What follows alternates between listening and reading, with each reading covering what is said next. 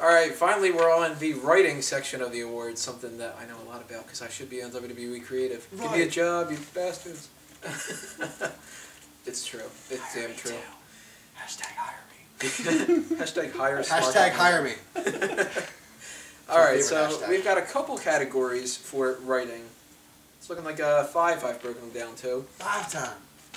And we're going to start right off with the best and worst show of the year. What I mean by this is you have the limited amount of choices between Raw, SmackDown, NXT, Tough Enough, Superstars. Pretty sure that's it. Was there something else on WWE.com that I didn't notice because it was on WWE.com? Nobody pays attention to that. So sounds about right. I've got a feeling that we're all going to agree on this. Pretty much. What the hell? Worst. NXT. NXT. NXT. All right, moving on. Yeah, pretty much moving on. There is nothing positive I can say about NXT this time. Nothing at all. It was a great idea to start with that kind of failed and has gone downhill since. Yeah, I completely don't see how this is NXT Redemption because it's the furthest thing from the truth. They went from interesting to not as good as the other one, but I'll take it. Yeah. To alright, these divas are kind of messed up, but it's funny because they're making fun of it. To alright, now they're not even making fun of it as much, and it still sucks. It's a shame that Brodus Clay and Derek Bateman are stuck on this thing, because they're the only two good people there. Yeah. Then it went to Redemption, and by Redemption they mean 50 fucking straight weeks of garbage with everybody else that they don't like to use thrown into there. And there is more than enough reasons why NXT is going to win a lot of worst awards. I agree. Bring back Heat or give FCW a show. Yeah. I would be fine with nothing as opposed to NXT. Alright, best of the year. Clearly it's Smark out moment. I agree. No, I'm going to go Monday Night Raw. It's the flagship. It'll probably be the best until, TNA gets their shit together. Just kidding. That won't happen. You fool. I'm going to go Monday Night Raw also. Because SmackDown has Heath Slater and Sin Cara. I'm going to have to go with Monday Night Raw as well. There was a lot of debate on this one.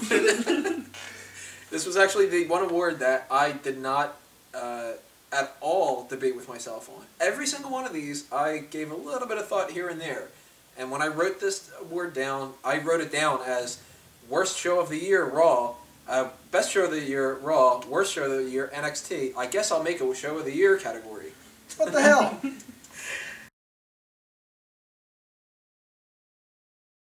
So then, we're going to jump to pay-per-view of the year.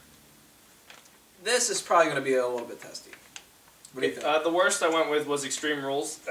They were very sluggish, even for someone like Christian winning their first World Heavyweight Championship. It was kind of like, I know I'm going to lose this on Tuesday. Let's get through this. I really don't want to bleed. I don't want to fall. Let's just get through it. And that's what most of the matches felt like. They felt like they were just trudging through. Honestly, WrestleMania.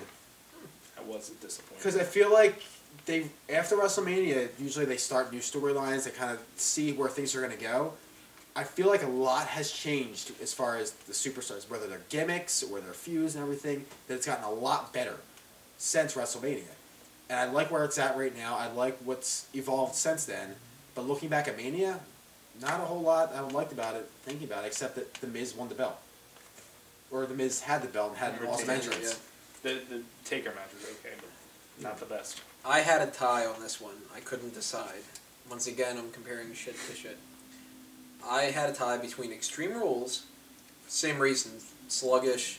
I read it over and I wasn't impressed with any of the matches apparently when it happened. I didn't want to rewatch the pay-per-view because this is the worst pay-per-view of the year that I'm trying to go for. And Capital Punishment.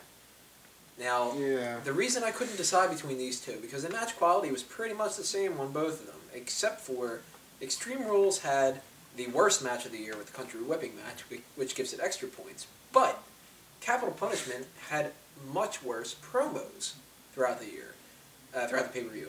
So when you compare the horrible promos during Capital Punishment with the bad matches in Capital Punishment and the bad matches in Extreme Rules, doubled up with that Country Whipping match, they go head-to-head, and I couldn't pick between them. If I had to, you put a gun to my head, had to... What did you hate the most?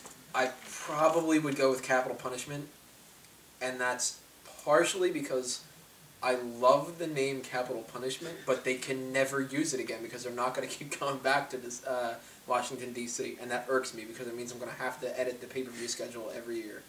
So, best pay-per-view of the year.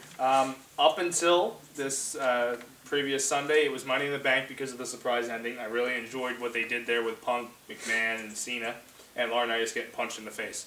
But I changed it to TLC because, honestly, I've never been so involved into a pay-per-view, cheering and chanting and actually being there, which kind of makes me a little biased. But it was just, I was really looking forward to all the matches on the card. I was disappointed when they did the whole thing with Booker, like he didn't think he was going to wrestle or not, and I was pissed. And I'm glad they did wrestle, which shows that like now they've got me hooked, and I'm into the product. I wasn't at TLC. Hashtag sad face. Nor did Hashtag I was, eat that. Hashtag sadder. Nor did I see it. Hashtag depression. So, I can't say anything about TLC. I read the results. It sounds like it would have been my number one, just from reading what happened. But based off of what I've seen this year, I'm going with Money in the Bank. Because that's the one that, you know, I started getting more into it, but then when that pay-per-view came along, it was the first pay-per-view in years I knew I have to see this. I have to buy it. I have to see this somehow. And I like the quality, not just even the main event, the whole quality of all, even the Money in the Bank matches. I am a fan of just an old-fashioned ladder match, which you don't see as much anymore. Mm-hmm. So the Money in the Bank matches, I thought they were both fantastic. Seeing Daniel Bryan win one of them, seeing Sin Cara get killed, I mean, I really enjoyed those matches. And, you know, seeing Del Rio get legitimately pissed off at Mysterio, it seemed like, it was hilarious. And the rest of the matches on that card were great too, especially, again, the ending with the Punk Cena thing. It was fantastic. Everyone was on their feet cheering. It was awesome. So, you know, a little asterisk at the end here that I haven't seen TLC yet, I'm going to go Money in the Bank. Now, since I was at TLC, I decided that I wasn't going to do that because I figured I had this up since December 1st on the website, and if anybody that sent in their results would have wanted to change it to TLC, I don't want to kind of screw them over or whatever like that. I'll allow it, though. Yeah, fuck you, I'm picking TLC. Of course, I really, really enjoyed that when I was there. A couple of the matches weren't as fantastic as they should have been, and I'm sure if I would have watched it at home, I would have been bitching about the tag team match and everything like that. But I enjoyed the hell out of it, partially because of the people that were there. And what I had to go with, though, I had to go with the Royal Rumble, actually, the first pay-per-view of the year. There's a couple reasons why. Number one, which you'll be able to see, in the next coming episodes of Smack Talk. The Royal Rumble is my favorite pay-per-view of the year, almost every year, just for the Royal Rumble match itself. Yeah. Now, I was really pissed off when they started doing the 40-man one, partially because I had just set up my Royal Rumble statistics on the website, and it throws it completely out of the loop, and I was furious about that. But it was because it was messing around with tradition. We had the 20-man once, and then we had the 30-man every time since then. So the 40-man threw me for a loop, but I actually enjoyed it, and I'm a little bit disappointed that they're going to go back to 30-man this year. I kind of wanted them to keep the 40, but yeah, apparently I'm the heel now. And but I did enjoy the Royal Rumble match. The swerve at the end, I thought Santino had won for a second there. And I'm surprised it happened before Santino said anything, because the crowd goes nuts for Santino in that moment. It was crazy. Because Del Rio was kind of like a mid-carder at the time. No one really knew who he was that well. He had a couple of feuds with Mysterio, whatever. And then Santino sneaks in, and everyone's like, oh my god, there's no chance in hell Santino wins this, oh my god. And then he didn't. And then it was justified. Then there was also the performance that John Morrison had, which I thought was fantastic. And then, of course, they stopped pushing him. Because that's what you do in WWE sometimes. Somebody does great, and you just go, fuck you. I will say also, sorry to cut you off, but there was a star made at Royal Rumble last year. At the end of the Royal Rumble match, you knew who Ricardo Rodriguez was. Yes. Yes. The man. It was after that match, and him freaking out. Like, like, all of a sudden, people start noticing Ricardo. I'm like, alright. I like Ricardo a lot more than Del Rio. And so... And there were two other stars that came back, which helped with that, and that was Booker T and Diesel. And I marked out as freaked much out as for Diesel. as Oh much my as Matt Striker God. did. I flipped out. I thought that it was happening too because I marking read all out, the bro. reports. And yeah, I'm marking out. I'm marking out. I did the same. So Yeah. I was in a And then- hotel in Montreal, freaking out, banging the table like, "It's Diesel!" I and was the with the fact that group. he came back as Diesel too Yeah. was even more awesome. I mean, if he would have come back as Vinny Vegas, it would have been a different story. I was with a group of people, and half of them weren't even like big wrestling fans. So when I was like, "Holy shit, Diesel! Oh my god!" Everyone's looking at me like, "What is your problem?" I'm like, "He dyed his hair, Yeah. He dyed his hair and he put on a little thing that says and he has a honky noise when he comes out. It's Diesel." And then we had 2 good world title matches. So I thought top to bottom this was just a great pay-per-view. And I'm hoping that the next Royal Rumble is as good, if not better. Let's find out. You had a pretty much like disappointing 11 months after that. This is gonna be a good year. I kind of did, didn't I? Start off right into the whole, we're going to deal with The Rock now, huh, aren't we? This is why I stopped watching in 2000. Because it was The Rock every day, every minute, every hour. Now we're going to go to the best and the worst gimmick of the year. I got a feeling that we probably might agree with this one, too. For the worst, I went with Jinder Mahal. It's another... You're not a fan of... Well, I just feel like it's another Arab that they're going to try to get heat on just for being an Arab. And as if that's always a bad thing. yeah, like, I work with a lot of people from, like, the Mideast, and they're cool as hell, and they've introduced me to a lot of awesome food. But the fact of the matter is, the last Arab heel that I liked was Muhammad Hassan, and that was just bad timing. Yeah. Otherwise, I think he could have been, like, a WWE champion. Easily. Next Iron Cheek or something. Yeah. But that's what I feel like they're trying to build, and this guy isn't going to... They need to bring He's him not gonna do it. Yeah. What would you say, worst gimmick? Worst gimmick. I don't know.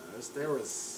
There's really not too many gimmicks these days. I know. Everyone's just kind of like, "Hi, I'm so and so." Hi, I'm Dolph Ziggler. I'm Jack Swagger. Anybody remembers that shit? That would have been the worst gimmick back when I... Probably the chosen one, Drew McIntyre.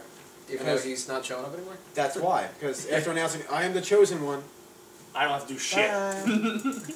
Chose one, I don't have to do shit. Leave me alone. I have to go with, surprise, surprise, an NXT thing. Conor O'Brien That shouldn't count. is Ratman. I don't even know who the hell that is. No, I've never heard of this person. The fact On his that, site, I read it as Conan O'Brien. Because I'm like, who the hell is this guy? and I'm not even a huge fan of Conan O'Brien. I picked He's Jay got an Leno awesome- over that. Ginger Ninja. he's got an awesome wrestling Yeah, gimmick. that's Ginger much Ninja. better than fucking Rat Boy. What the fuck were they thinking?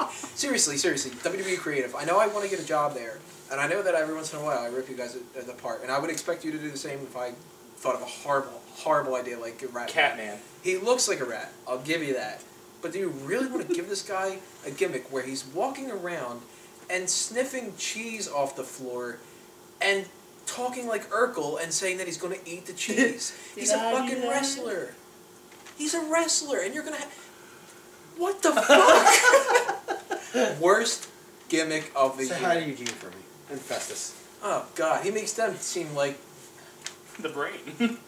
Can I say it here? The gimmick is fucking retarded. Can No. I say that after the We'll Festus censor thing? it. And all? Post That's production. crossing know. the line. We don't say that unless it's about Michael Cole. I mean it in a negative way, not in that kind of a way.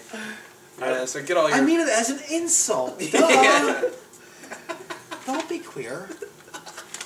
Oh, we are bad people. Be a star. There you go. The more you know. Best gimmick of the year. The Long Island IC, Zack Ryder. Now, I'm kind of torn because I think he's awesome, but I think that's him. Like, 90% of that is him. The only thing I don't think he would do in real life is probably spike his hair. But then again, I could be completely wrong. So it was him because he's my boy, but R-Truth was an amazing gimmick as well. I'm gonna go Ziggler. I Hashtag really like The it. show-off gimmick? Yeah. Later, I think Marks. Actually, just him all year. He's been consistently entertaining. I know they originally gave him Vicky to kind of get him a little more active, but it seems like out of nowhere, he was able to grab the ball and run with it. See, I think the reason they have Vicky with him is because if he didn't have Vicky, he'd get cheered. Probably. The fact that We Vicky cheer goes them out there, we just... during TLC all the yeah. time. So. We yell at Vicky, so And the boos are directed towards her, but it sounds like you're booing Ziggler. So it's kind of like a psychology type thing. So I'm gonna go with Ziggler Well with this played. one. I had a couple people for some awards that I kept going back and forth between, and then I realized that I could give one this one that one that one, and give them all kind of something. So one of those that I had in a couple different things, and I was like, I have to give him this one above any, is R-Truth. Crazy R-Truth was fucking amazing. As bad as the Conor O'Brien rat gimmick was, that's how good the R-Truth one was. And I've said before in the past with the website, I did not like R-Truth at all.